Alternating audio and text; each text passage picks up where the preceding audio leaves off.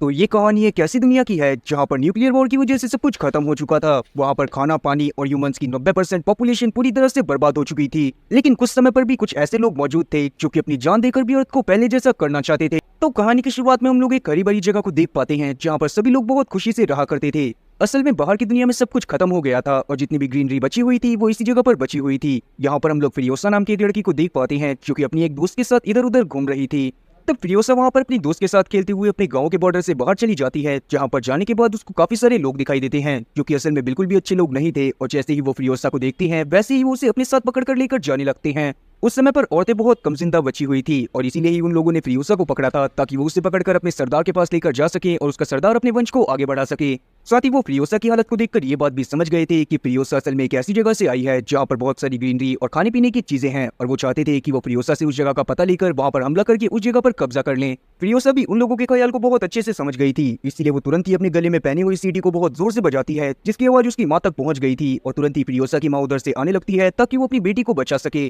तब फ्रियोसा की माँ मैरी ने डिमेंटस के काफी सारे लोगों को मार दिया था जो कि फ्रियोसा को अपने साथ लेकर जाने की कोशिश कर रहे थे। लेकिन अभी भी उन लोगों का सेनापति बच गया था जो कि रेगिस्तान में अपनी बाइक को भगाते हुए जल्दी से फ्रियोसा को डिमेंटस के पास लेकर जाने की कोशिश करने लगता है। तभी हम लोग मैरी को देखते हैं जो कि पीछे से उसकी बाइक के टायर के ऊपर एक बुलेट फायर कर देती है, जिस वजह से बाइक की चेन भी टूट गई थी और बैलेंस बिगड़ने की वजह से जब सेनापति नीचे गिरता है तो उसकी गर्दन बाइक की चेन में आ जाती है। और जब वो डिमेंटस के पास फ्रियोसा को लेकर पहुंचता है तो उसे कुछ भी नहीं बता पाता, जिसके थोड़ी देर बाद ही उसकी मौत भी हो गई थी। पर बाद में जब डिमेंटस फ्रियोसा को देखता है तो उसे देखते ही समझ जाता है कि जरूरी फ्रियोसा किसी ऐसी जगह से आई है जहाँ पर बहुत सारे पेड़ पौधे और खाने पीने के लिए बहुत सारा राशन है। तब डिमेंटस अपना थोड़ा सा दिमाग लगाता है और फ्रियोसा से वादा करता है कि वो जल्दी ही उसको उसके गाँव तक पहुंचा देगा। तब फ्रियोसा भी इस बात के लिए मान जाती है, पर अभी के समय पर फ्रियोसा को ये बात नहीं पता थी कि डिमेंटस फ्रियोसा के जरिए बस उसके गाँव तक पहुंचना चाहता है ताकि बाद में वो उस जगह पर हमला कर कब्जा कर ले। डिमेंटस फ्रियोसा को खुश रखने के लिए वहां पर उसे हर एक फैसिलिटीज प्रोवाइड कर रहा था ताकि फ्रियोसा वहां से भाग न जाए। पर रात के समय में हम लोग देख पाते हैं कि जब सभी लोग सो रहे थे तभी अचानक से ही वहां पर मैरी पहुंच जाती है जो कि वहां पर मौजूद बहुत सोल्जर को मार देती है।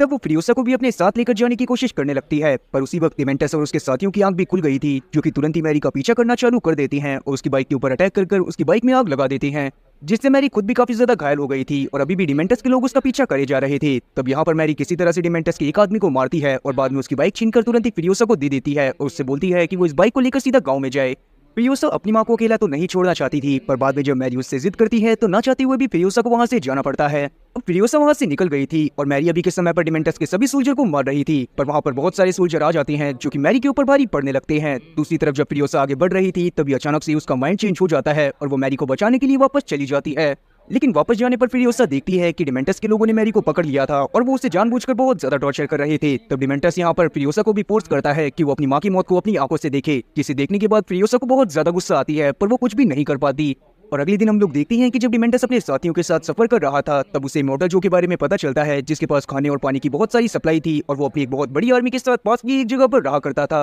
और अब ये बात पता चलने के बाद तुरंत ही डिमेंटस डिसाइड कर लेता है कि वो इमॉर्टल जो के ऊपर अटैक कर उसके कास्टल पर राज करेगा और वहां पर जितना भी खाने और पीने का सामान है उन सभी चीजों को अपने अंडर में ले लेगा। लेकिन वहां पर जाने के बाद जब डिमेंटस इमॉर्टल जो को सरेंडर करने के लिए बोलता है तब इमॉर्टल जो उसके ऊपर काफी ज्यादा गुस्से में आ जाता है और इमॉर्टल जो की पूरी आर्मी एक साथ खड़ी हो जाती है। उसी बीच हम लोग इमॉर्टल जो की एक सोल्जर को देख पाते हैं जो कि सुसाइड बॉम्बर बनकर डिमेंटस की आर्मी के ऊपर कूद गया था। और अब जब डिमेंटस ये चीज देखता है कि इमॉर्टल जो की आर्मी उसके लिए जान देने तक के लिए तैयार है तो वो काफी ज्यादा शॉक होता है और उसकी फटके चार हो जाती है, जिसके बाद वो फ्रियोसा को लेकर वहां से जैसे तैसे निकलता है और डिसाइड करता है कि वो बाद में इमॉर्टल जो से बदला लेगा। इसी तरह से कुछ दिन और बीत जाते हैं और अचानक से डिमेंटस को एक जगह के बारे में पता चलता है जहाँ पर से इमॉर्टल जो अपने सारे फ्यूल्स को निकाला करता था, जिसको फ्यूल फैक्ट्री के नाम से भी जाना जाता था। और इसीलिए वो डिसाइड करता है कि वो उस फ्यूल फैक्ट्री के ऊपर अटैक कर वहां पर मौजूद इमॉर्टल जो के सभी साथियों को मार देगा। और फिर ये बात जानने के बाद कि फ्यूल फैक्ट्री के ऊपर डिमेंटस ने कब्जा कर लिया है, ना चाहते हुए भी इमॉर्टल जो को डिमेंटस के साथ डील करनी पड़ेगी और डील के बदले में इमॉर्टल जो से वो खाना और पानी मांगेगा। और अब बिल्कुल ऐसा ही होता है। डिमेंटस अगले दिन ही अपने साथियों के साथ जाकर उस फ्यूल फैक्ट्री के ऊपर हमला करते हुए उस पर कब्जा कर लेता है और बाद में जब इमॉर्टल जो को इस सब के बारे में पता चलता है तो उसे ना चाहते हुए भी डिमेंटस की बातों को मानना पड़ता है।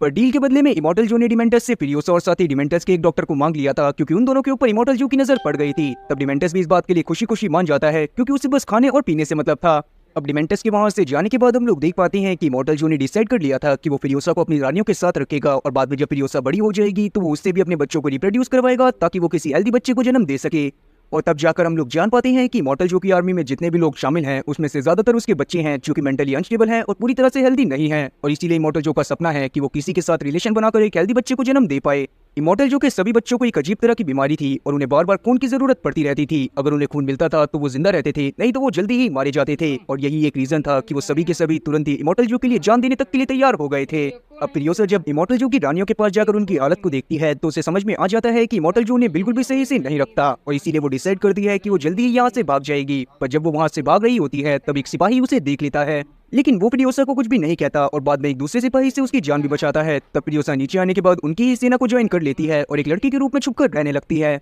और उसने ऐसा जानबूझ के करा था ताकि आगे चलकर वो बहुत ज्यादा स्ट्रांग बन सके और डिमेंटस से अपनी माँ की मौत का बदला ले सके। तब धीरे धीरे वो बहुत अच्छा परफॉर्म करने लगती है और उसका प्रमोशन होते होते उसे एक ऑयल टैंकर के ड्राइवर के रूप में भेजा जाने लगता है। अब वैसे हमारे लिए तो ये मामूली बात ही है कि कोई ड्राइवर की नौकरी कर रहा है, पर अगर उस समय की सिचुएशन के हिसाब से देखा जाए तो उसे मोस्ट वैल्यूएबल सामान को इधर से उधर ले जाने का काम मिला हुआ था। इसी वक्त हम लोग जैक नाम के एक कमांडर से इंट्रोड्यूस होते हैं जो कि असल में बहुत बेहतरीन मैकेनिक था और एक ऐसे ट्रक को बनाने की कोशिश कर रहा था जो कि बहुत ज्यादा पावरफुल हो और बेशक से उस पर रास्ते में कितने ही हमले हो जाएं उसके अंदर का गैसोलीन कभी भी खराब ना हो। और अब फिरियोसा भी जानबूझकर जैक की टीम में शामिल हो जाती है और काफी समय तक उसके साथ काम करती रहती है, क्योंकि वो जानती थी कि जिस दिन जैक उस ट्रक को लेकर गैसोलीन टावर की तरफ जाएगा तब उसके ऊपर काफी सारे लोग अटैक करेंगे ताकि वो ट्रक को चुरा सके। और फिरियोसा का प्लान यही था कि जब इमॉर्टल जो की पूरी आर्मी मर जाएगी तो वो उस ट्रक को लेकर अपने साथ अपने टाउन में ले जाएगी। और अब बिल्कुल ऐसा ही होता है। जैक जिस दिन अपनी पूरी टीम और ट्रक को लेकर गैसोलीन टावर की तरफ जा रहा होता है तब डिमेंटस के काफी सारे लोग रास्ते में उसके ऊपर अटैक कर देते हैं, क्योंकि डिमेंटस ने डिसाइड कर लिया था कि वो उस ट्रक को चुराने के बाद इमॉर्टल जो की आर्मी के ऊपर भी अटैक कर देगा, क्योंकि अगर एक बार उसके पास ट्रक आ जाता है तो वो इमॉर्टल जो की आर्मी को उस ट्रक में लगे आधुनिक हथियारों की मदद से बहुत आराम से हरा सकता था। अब आगे हम लोग देखते हैं कि वहाँ पर सारे के सारे वॉर बॉयज मिलकर डिमेंटस की आर्मी के ऊपर अटैक करने लगते हैं, पर बाद में डिमेंटस के सारे लोग मिलकर सभी वॉर बॉयज को मार देते हैं।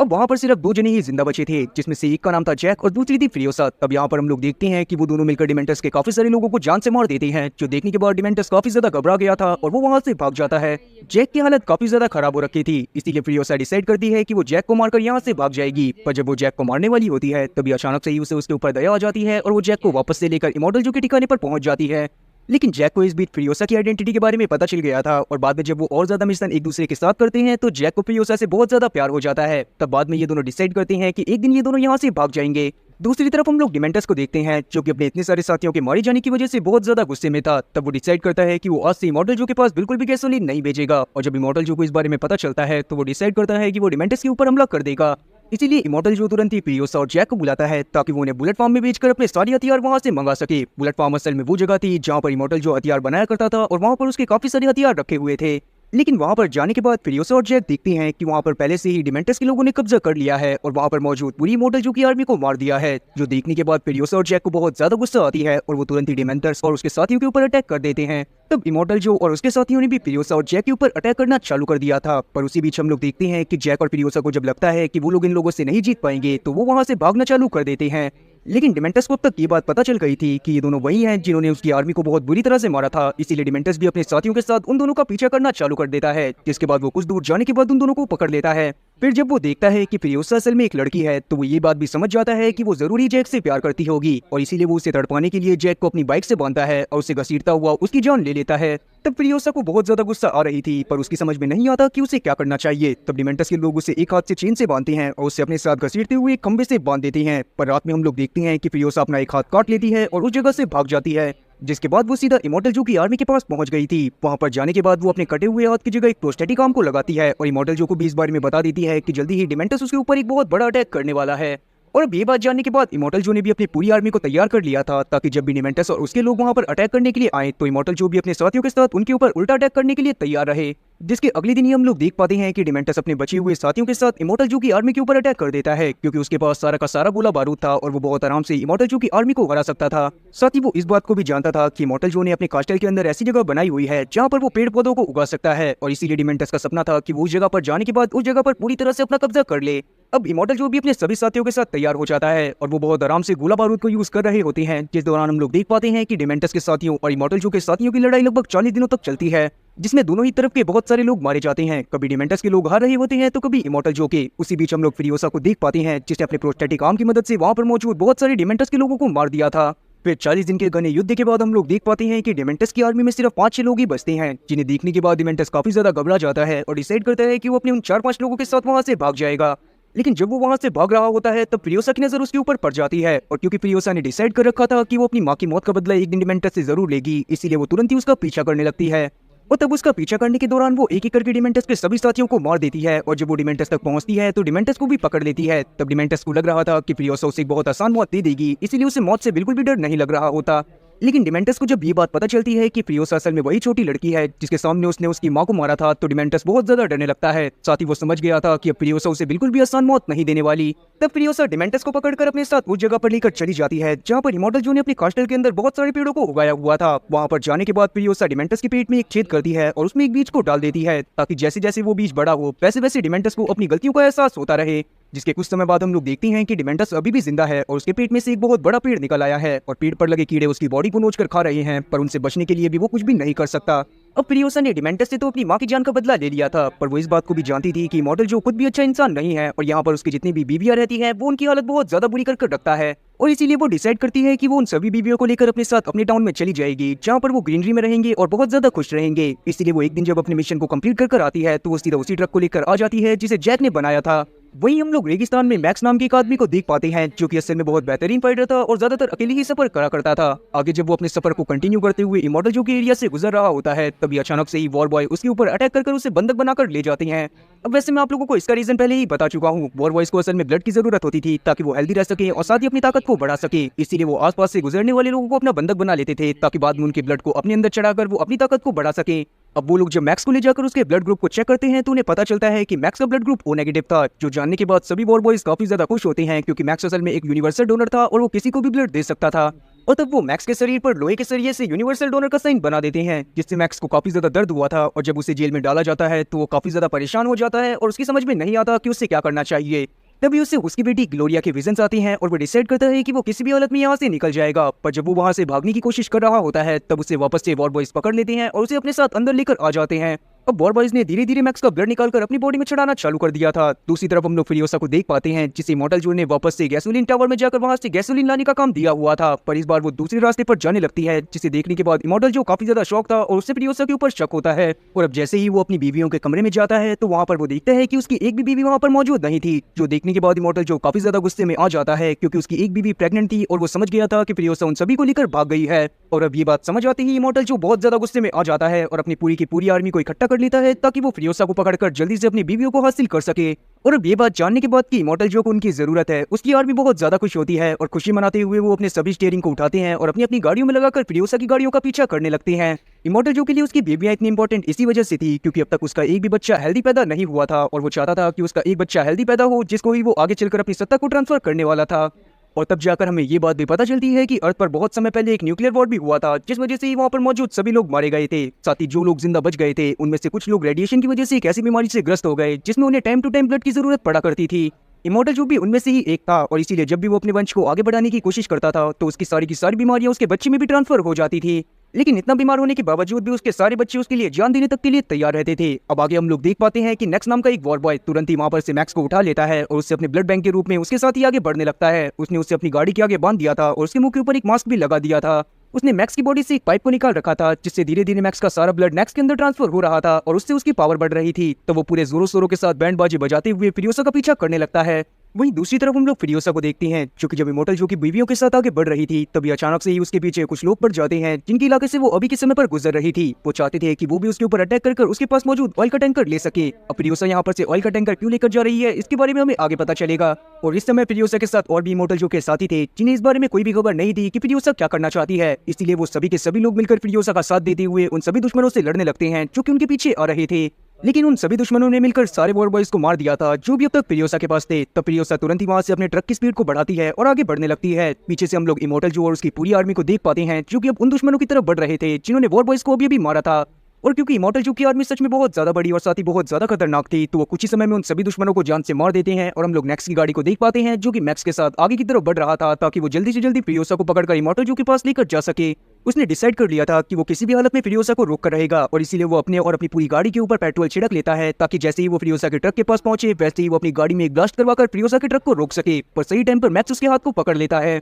और ठीक उसी समय पर सामने से एक बहुत बड़ा रेत का तूफान आ जाता है जिसमें फ्रियोसा अपनी जान बचाने के लिए अपने ट्रक को घुसा लेती है। और क्योंकि नेक्स्ट का भी ध्यान उस वक्त भटका हुआ था तो उसकी गाड़ी भी उस तूफान के अंदर चली गई थी। लेकिन नेक्स्ट की गाड़ी से थोड़ा दूर जो इमॉर्टल जो और उसके बाकी साथियों की गाड़ी थी वो डिसाइड करते हैं कि वो तूफान के रुकने के बाद ही आगे बढ़ेंगे। अब आगे जब शाम के समय में तूफान रुकता है तो हम लोग मैक्स को देख पाते हैं जो कि रेगिस्तान में ही बेहोश पड़ा हुआ था। उसके शरीर से एक जंजीर बंधी हुई थी जिसके दूसरे छोर पर नेक्स बंधा हुआ था और वो बेहोश था। अब उसको देखने के बाद मैक्स तुरंत ही नेक्स को उठाता है और उसके साथ आगे की तरफ बढ़ने लगता है। तब थोड़ी ही दूर जाने पर उससे वहाँ पर फ्रियोसा और वो बाकी सारी औरतें भी दिख गई थी जो कि असल में इमॉर्टल जो की बीवियां थी। वहाँ पर फ्रियोसा उन सभी लोगों का मुंह धुला रही थी और वहाँ पर जाने के बाद मैक्स उससे रिक्वेस्ट करता है कि वो उसकी जंजीर को काट दे। तब उन सभी औरतों में मौजूद एक औरत मैक्स की जंजीर को काटने की कोशिश करने लगती है, पर जैसे ही मैक्स नीचे बैठता है वैसे ही फ्रियोसा उसके ऊपर अटैक कर देती है क्योंकि उसे लग रहा था कि मैक्स भी इमॉर्टल जो के साथ मिला हुआ है और वो भी उसे बंदी बनाकर इमॉर्टल जो तक ले जाएगा। उसी बीच अब मैक्स की आंख भी खुल गई थी। जैसे ही वो मैक्स और साथी फ्रियोसा को लड़ते हुए देखता है तो वो मैक्स की मदद करते हुए फ्रियोसा से लड़ाई करता है और फ्रियोसा को पूरी तरह से काबू में कर लेता है। मैक्स ने फ्रियोसा को बहुत जोर से पकड़ रखा था। तब मैक्स को लगता है कि मैक्स उसका साथ देना चाहता है और इसी बात का फायदा उठाते हुए मैक्स उससे रिक्वेस्ट करता है कि वो उसकी जंजीर को काट दे। और जैसे ही मैक्स ऐसा करता है वैसे ही मैक्स उल्टा नेक्स के ऊपर अटैक कर देता है,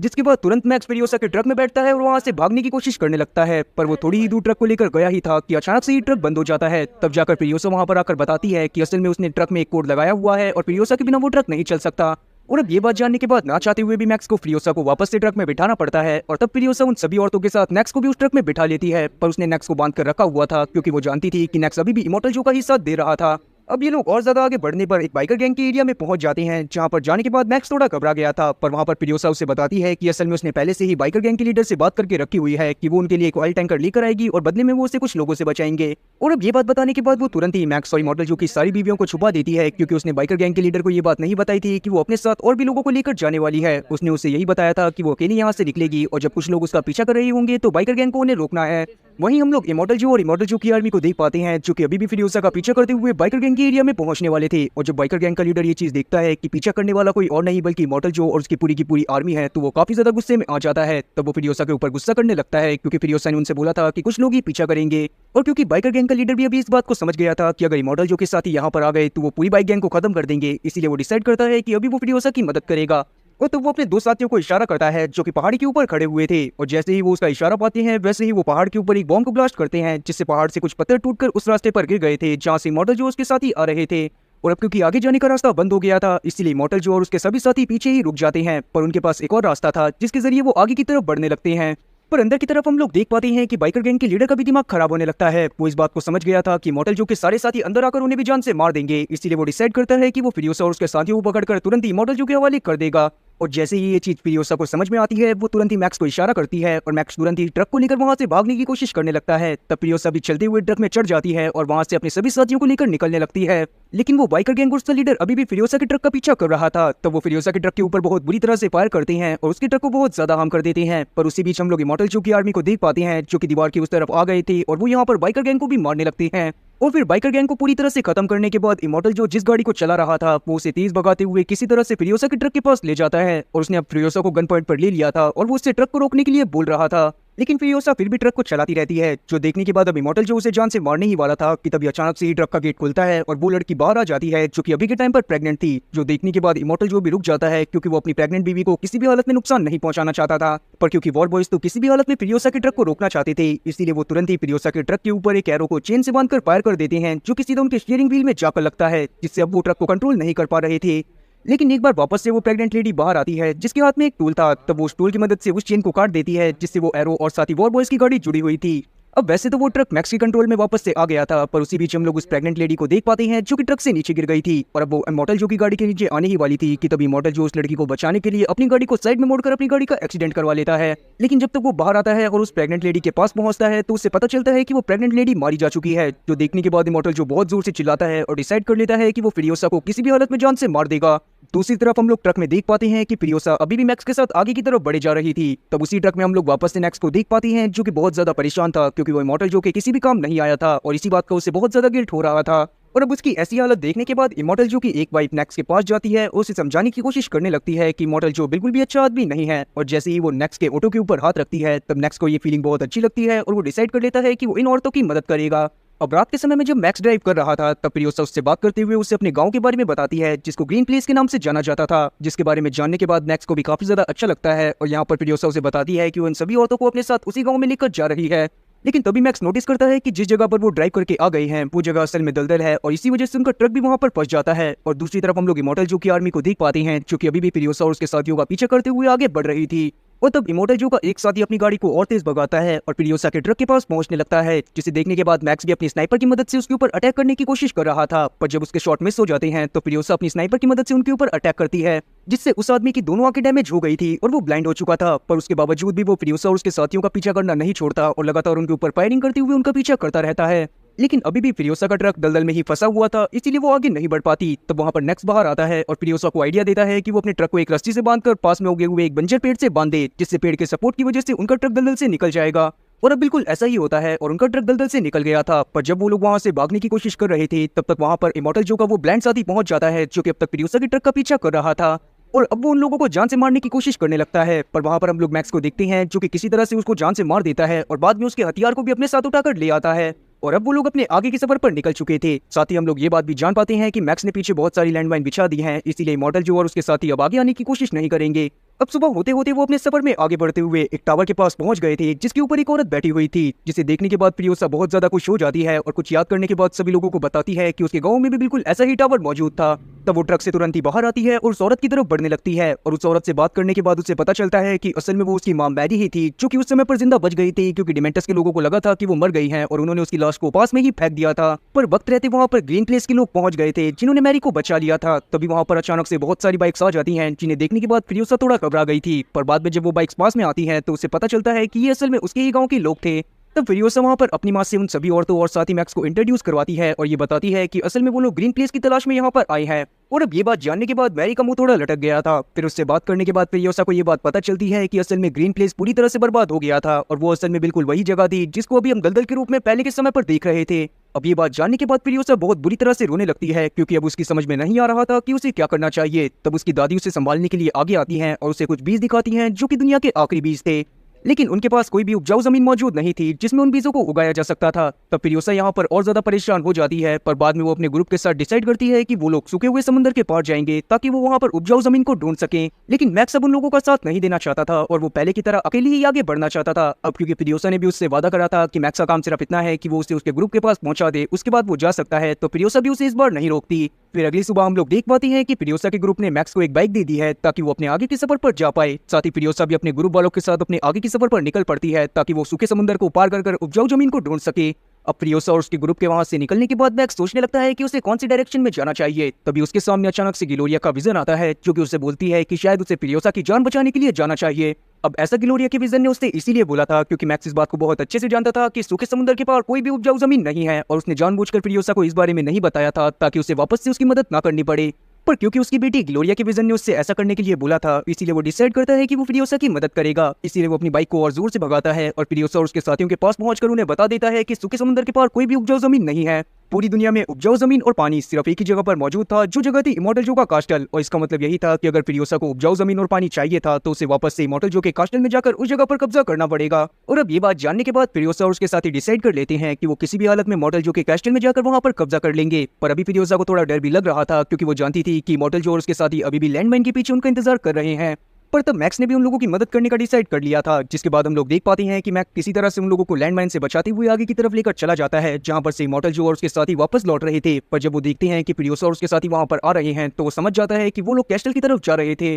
और इसीलिए तब वो तुरंत ही अपने साथियों से बोलकर फिरियोसा और उसके सारे साथियों के ऊपर अटैक करवाना चालू कर देता है। लेकिन तब फिरियोसा, मैक्स और नेक्स भी उन लोगों के ऊपर लगातार अटैक करे जा रहे थे। उसी बीच हम लोग देख पाते हैं कि फिरियोसा के ग्रुप वाले भी उन लोगों के ऊपर बहुत बुरी तरह से अटैक कर देते हैं और इमोर्टल जो के काफी सारे साथी मारे जाते हैं। तब इमोर्टल जो ने गुस्से में आकर वहां पर फिरियोसा की दादी को जान से मार दिया था, जो देखने के बाद फिरियोसा को बहुत ज्यादा गुस्सा आती है और वो तुरंत ही भागती हुई इमोर्टल जो के पास जाती है और उसके चेहरे पर लगे मास्क को ही उखाड़ देती है, जिससे इमोर्टल जो मौके पर ही मारा गया था। जो देखने के बाद वॉर बॉयज को और ज्यादा गुस्सा आ जाती है और वो फिरियोसा और उसके सभी साथियों के ऊपर और बुरी तरह से अटैक करने लगते हैं। तब उन्हें रोकने के लिए नेक्स्ट वहां पर अपना सैक्रिफाइस दे देता है, जिससे बाकी सभी वॉर बॉयज भी मारे गए थे। आगे फिरियोसा और मैक्स अपने जिंदा साथियों के साथ इमोर्टल जो की बॉडी को ले जाकर उसके कास्टल में सभी लोगों को दिखाते हैं, जिसे देखने के बाद सभी लोग बहुत ज्यादा खुश हो गए थे, क्योंकि उन्हें ये बात पता थी कि इमोर्टल जो उनके ऊपर बहुत ज्यादा अत्याचार करता था। और तब वहां पर सभी लोग फिरियोसा से डर भी रहे थे, क्योंकि फिरियोसा ने इमोर्टल जो को मार दिया था और इमोर्टल जो वहां पर सबसे ज्यादा ताकतवर था। इसीलिए अब वो लोग समझ गए थे कि फिरियोसा वहां पर अब सबसे ज्यादा ताकतवर है और आगे चलकर वही इस जगह की लीडर बनेगी। इसीलिए तब वो फिरियोसा और उसके सभी साथियों को लिफ्ट की मदद से ऊपर की तरफ बुला लेते हैं और फिरियोसा भी ऊपर से नीचे की तरफ देखने लगती है, जहाँ पर वो मैक्स को नोटिस करती है जो कि अब उस जगह से चुपचाप जा रहा था। तब आखिरी बार मैक्स फिरियोसा को देखता है और उससे अलविदा लेकर वहाँ से चला जाता है। और तब फिरियोसा ने भी वहाँ पर डिसाइड कर लिया था कि वो वहाँ पर मौजूद उपजाऊ मिट्टी और पानी की मदद से उस जगह को वापस से हरा भरा बना देगी और यहाँ पर मौजूद सभी लोगों को भी सही कर देगी, जिसके साथ ही ये मूवी यहीं पर खत्म होती है। तो उम्मीद है कि एक्सप्लेनेशन अच्छी लगी होगी। अगर एक्सप्लेनेशन अच्छी लगी हो तो चैनल को सब्सक्राइब करना और बेल नोटिफिकेशन को ऑल पर सेलेक्ट करना और वीडियो को भी लाइक करना। मैं ऐसी ही और मजेदार एक्सप्लेनेशन वीडियोस लाता रहूंगा। खैर तब तक के लिए टाटा और गुड बाय।